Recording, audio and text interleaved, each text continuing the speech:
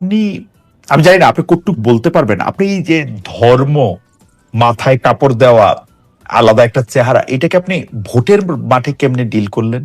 এবং যেখানে এখানে একজন খুবই বয়স্ক ক্লেরিক ছিলেন এখানে, যিনি খুব জনপ্রিয় ওয়াজ করার জন্য, তিনি জনপ্রিয়, তার ব্যয় জনপ্রিয়, মানে উনারা অনেক পারিবারিক ভাবেই অনেক জনপ্রিয়, এটাকে আপনি কিভাবে ডিল করলেন? মানুষ আপনাকে জিজ্ঞেস করে নাই যে মা তুমি ভোট চাইতে আসছো কিন্তু তুমি তো আমাদের মতো না, না, এরকম বলে নাই? একদম না, শিওর বলে নাই? একদম না খালেদ ভাই, এটা কেমনে সম্ভব? মানে ওইখানে তো আমরা শুনছি যে তারা না না খালেদ, না না না না, একদম না খালেদ মানে ভাই, আমাদের একদম বয়স্ক মা খালারাও বলে নাই? কেউ বলে নাই খালেদ ভাই। হ্যাঁ। আমরা না আসলে ফেসবুকের ওয়ার্ল্ডে থাকতে থাকতে আমরা হ্যাঁ। মনে করি ওটা রিয়েল। হ্যাঁ। না না খালেদ ভাই, বট আইডির রাজত্ব ফেসবুকে।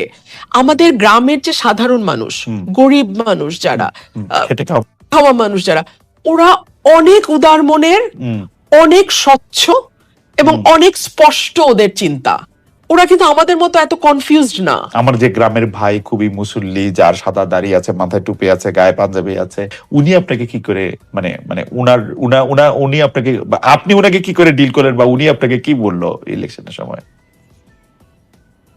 ভালো, একদম খুবই স্বাভাবিকভাবে আমি ওনাকে বলেছি যে ভাই এবার ভোটটা আমাকে দিয়েন, একটু চেষ্টা করি 5 বছর, না পারলে আর আসবো না আপনাদের কাছে। দিয়েছে দিয়েছে তার প্রমাণ তো। হ্যাঁ, 17,000 ভোট পেয়েছেন আপনি? না, 1,17,18,000 1,18,000 ভোট পেয়েছেন আপনি। 46,000 মানে কত, 24,000 ভোটের ব্যবধানে জিতেছেন? 38,000 38,000 ভোটের ব্যবধানে জিতেছেন।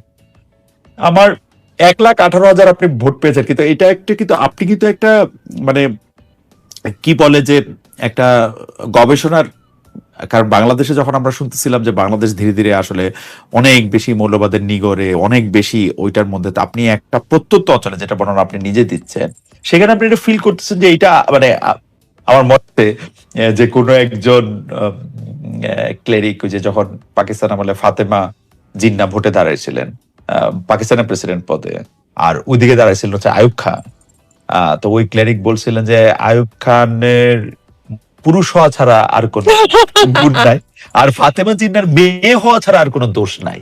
আপনি এই দোষ কেমনে কাটাইলেন? মানে একটা মজার ঘটনা বলি। হ্যাঁ। আমি তো টিপ দেই সবসময়, তো এলাকাতেও দেই। হ্যাঁ।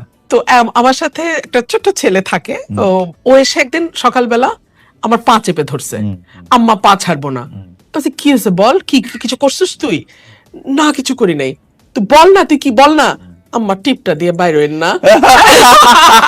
তারপরে আমি বলছি বাবা আমি এইটাই বাবা, আমাকে এইভাবেই নিতে দে, মানুষ যদি আমাকে নেয় এইভাবেই নিবে, আমার কাজের মধ্যে দিয়ে আমি টিপ দিলাম দিলাম না এইটা যেন মানুষের মানে প্রথমে মাথায় না আসে, আমার কাজটা করতে দে, তুই দেখ মানুষ দিবে।